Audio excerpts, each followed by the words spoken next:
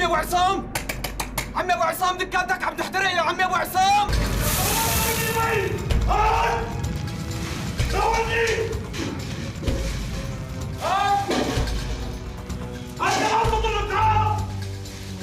خلاص بس هون شوي.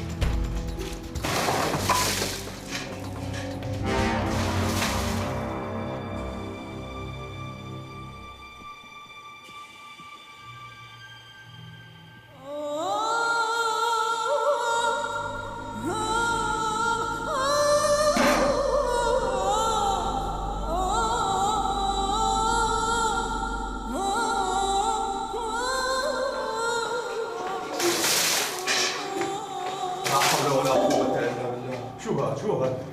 لا حول ولا قوة إلا بالله. حسبي الله ونعم بالله.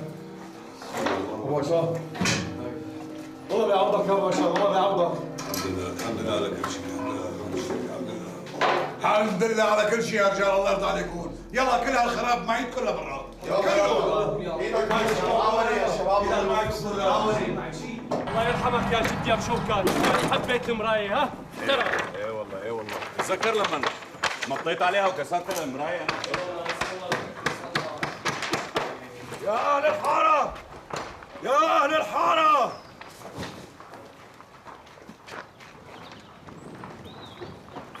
يا أهل الحارة، يا أهل الحارة تعالوا، تعالوا.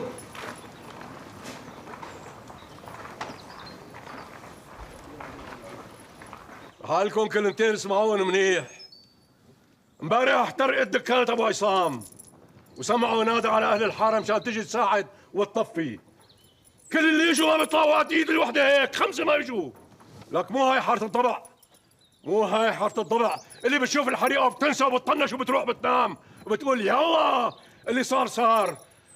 لك يا حيف، لك يا حيف عليكم، ولك يا حيف علينا كلياتنا اللي بنطنش على هيك شغله ما بنمد ايدنا وبنساعد. لك هذا ابو عصام، لك هذا جارنا واخونا ما بنساعده.